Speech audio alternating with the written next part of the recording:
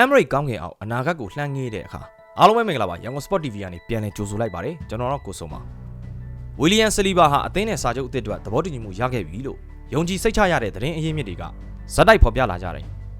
စာချုပ်သက်တမ်း2နှစ်ကြာနေသေးတဲ့ဆလီဘာရဲ့အနာဂတ်ကိုအခုကတည်းကတေချာအောင်စီမံထားလိုက်နေတာပါပဲ2023မှာစာချုပ်သက်တမ်းတိုးခဲ့ပြီးနောက်ဒီတစ်ချိန်စာချုပ်သစ်ကတော့ဆလီဘာကို2030အထိအသင်းမှာဆက်ရှိနေစေမယ်လို့ယူဆရပါတယ်လောက်ခလာစာပမာဏလိုအသေးစိတ်တွေကိုအခုထိတော့အတိအကျမသိရသေးဘူးပေါ့တပတ်လောက်ခပေါင်2သိန်းဝန်းကျင်ထက်တော့မလျော့နိုင်ဘူးလို့ခန့်မှန်းထားကြပါတယ်ပရီးမီးယားလိမှာလည်းမဟုတ်ပဲဥရောပရဲ့အကောင်းဆုံးခံစစ်မှုတွေတယောက်အဖြစ်သတ်မှတ်ခံထားရတဲ့အတွက်ဒီပမာဏဟာထိုက်တန်ပါတယ်လက်ရှိအသင်းရဲ့ salary structure မှာအများဆုံးရနေကြတဲ့ဂျေဇူကိုင်ဟာဘတ်တို့ထက်ဆာလီဘာကအများကြီးပိုအဓိကကျတဲ့ထောက်တိုင်မဟုတ်လားစာချုပ်သစ်ဟာ Real Madrid ရဲ့စောင့်ကြည့်နေမှုအပေါ်အကောင်းဆုံးတုံ့ပြန်ခြင်းဖြစ်ပြီး transfer window တိုင်းထွက်နေကြကောလာဟာလာတွေကိုရပ်တန့်ပေးနိုင်ပါလိမ့်မယ်ဒီတော့ပရိသတ်တွေအတွက်လည်းစိတ်အေးရမယ့်သတင်းတစ်ပုဒ်ပေါ့ဆာလီဘာအတွက်လောက်ခလာစာဘယ်လောက်ဖြစ်မလဲဆိုတာတွေကအရေးမကြီးပါဘူးအရေးကြီးတာကဒီလိုစာချုပ်သစ်ကိုလက်မှတ်ရေးထိုးဖို့သဘောတူလိုက်တဲ့အဓိကကစားသမားတွေရဲ့ဆုံးဖြတ်ချက်ပါဇူလိုင်လထဲမှာဂက်ဘရီယယ်က2029အထိတက်တန်းရှိမဲ့စာချုပ်ကိုလက်မှတ်ရေးထိုးတယ်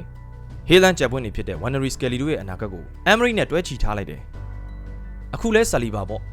ဒီစာချုပ်သစ်တက်တန်းကိုဆုံးချိန်မှာဆာလီဘာရဲ့အသက်က29ဝန်းကျင်ဖြစ်သွားမှာပေါ့ဒီတော့သူကစားသမားဘဝရဲ့အကောင်းဆုံးအချိန်တွေကိုအာဆင်နယ်အတွက်ပေးဖို့ဆုံးဖြတ်လိုက်တာပဲရီယယ်ရဲ့စိတ်ဝင်စားမှုကိုရနေချိန်မှာဒီလိုဆုံးဖြတ်ချက်ဟာမိုက်ပါတယ်အာဒီဒါနဲ့အသင်းနဲ့ဆက်သွားမယ့်အနာဂတ် project ပေါ်အပြည့်အဝယုံကြည်မှုရှိနေတယ်ဆိုတဲ့အဓိပ္ပာယ်လေးဖြစ်ပါတယ်ဂက်ဘရီယယ်စကယ်လီဝမ်နရီတို့လည်းဒီသဘောတိုင်းတက်ညီလက်ညီပေါ့ဆာကာရဲ့စာချုပ်သစ်ကိုလည်းမကြခင်ထပ်မြင်ရဖို့ရှိနေပါတယ်ဒီတော့ကစားသမားတွေအားလုံးဟာအာဒီဒါရဲ့လမ်းညွှန်ဦးဆောင်မှုနောက်ကိုဆက်လိုက်သွားကြဖို့စိတ်အားထက်သန်နေစေဆိုတာတွေ့ရပါတယ်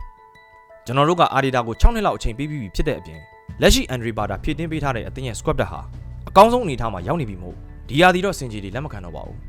မေဂျာထရိုဖီတစ်လုံးတော့တေချာပေါက်ယူပြမယူနိုင်ရင်ဒီယာဒီကနောက်ဆုံးအခွင့်အရေးပါဒီလိုတွေးကြတယ်ဗလားမရသေးရင်လည်းအခုပုံစံတိုင်းဆက်သွားနေရင်ကိုဂျင်းနဲ့ပါတယ်ဆိုတဲ့ပြည်သက်တွေလည်းရှီကောင်းရှိမယ်ပေါ့လေဒါပေမဲ့ရှားမှာပါပြည်သက်တွေရဲ့အမြင်မှာဒီလိုရှိပေမဲ့ကစားသမားတွေကတော့ဒီယာဒီတစ်ခုတည်းရဲ့ရလက်နဲ့အမ်မရိတ်ကိုကြောခိုင်းသွားမှာမဟုတ်တဲ့အကြောင်းအာဒီဒါနဲ့အတူခီးချမ်းကိုဆက်လျှောက်ခြင်းသေးတဲ့အကြောင်းပြသခဲ့ကြတာပါကစားသမားတွေကပေးတဲ့ယုံကြည်မှုနဲ့တစ္ဆာခံမှုဟာအာဒီဒါအတွက်ခွန်အားဖြစ်လာဖို့မျှော်လင့်ပါတယ်အဓိကကစားသမားတွေတယောက်ပြီးတယောက်တက်တန်းရှည်စာချုပ်တွေချုပ်ဆိုနေကြတာကအဝယ်လဲကန်းအတွင်းစီးလုံးမှုကိုလည်းပုံမအားကောင်းလာစေလိမ့်မယ်ထင်ပါတယ်နီးဗျူဟာရှူတောင်းတဲ့ကစားသမားရဲ့အည်သွေးရကြည့်မယ်ဆိုရင်လည်းကျေနပ်စရာကြီးပါကမ္ဘာအကောင်းဆုံး top 3 စီးရင်ဝင်လို့ကျွန်တော်တို့ယူဆတဲ့ဗဟိုခံစစ်မှုတစ်ယောက်ဟာဂန်နာအလံကိုဆက်ပြီးလွှင့်ထူထားအောင်မယ်ဆိုတဲ့ခန်းစားချက်ကမိုက်ပါတယ်2019မှာ16နှစ်သားပြင်သစ်လူငယ်နောက်ခံလူအတွက်လန်ဒန်ကိုရောက်လာခဲ့တယ်စိန့်အန်ဒီယန် Nice မာဆေးတို့မှာအငှားထွက်ကစားခဲ့ပြီးအတွေ့အကြုံသစ်တွေစုဆောင်းခဲ့ပါတယ်အသင်းကိုပြန်ရောက်လာတဲ့2022ကစပြီးအာဒီဒါအတွက်အဓိကခံစစ်ကြောက်ဆောင်ဖြစ်လာပါတယ်2023-24ရာသီမှာအာဆင်နယ်သမိုင်းတစ်လျှောက်ပရီးမီးယားလိမိနစ်တိုင်းကိုပါဝင်ကစားတဲ့ပထမဆုံးအောက်ဖီးပလေယာဖြစ်မှတ်တမ်းဝင်ခဲ့ပါတယ်အသင်းမော်ဂက်ဘရီယယ်နဲ့အတူအာဒီဒါလက်ထက်အသင်းရဲ့သင်္ကေတဖြစ်တဲ့ခံစစ်တည်ငြိမ်မှုကိုတိစောက်ခဲ့ပါတယ်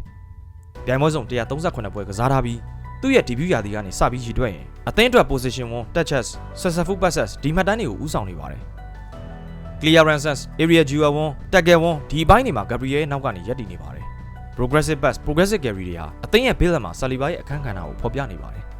နောက်ဆုံး300တီဆက် PFA Team of the Year မှာပါဝင်ခဲ့တဲ့တအူးတဲ့သောကစားသမားဖြစ်ပါတယ်ပြီးခဲ့တဲ့ရာသီမှာတော့ခြေစွမ်းမတည်ငြိမ်မှုတချို့ရှိခဲ့ဒီရာသီအစမှာဒဏ်ရာရခဲ့ထားပေမဲ့ဆာလီဘာရဲ့အရေးသွေးနဲ့အနာဂတ်အတွက်အရေးပါမှုကအရင်တိုင်းရှိနေစေပါဒီစာချုပ်သစ်ဟာအားလုံးအတွက်ပြောစရာသတင်းတစ်ပုဒ်ဖြစ်ပြီးနေရာရဖို့ကြိုးစားရမယ်မော့စကရာအတွက်သာစိုးရိမ်စရာရှိပါတယ်ဆာလီဘာလိုစီနီယာတယောက်စီကတင်ယူခွင့်ရမယ်အခွင့်အရေးလိုပဲသူအကောင်းဘက်ကတွေးနေတာလည်းဖြစ်နိုင်ပါလိမ့်မယ်အားလုံးပဲကျေးဇူးတင်ပါတယ်နောက်ဗီဒီယိုမှာပြန်တွေ့ပါမယ်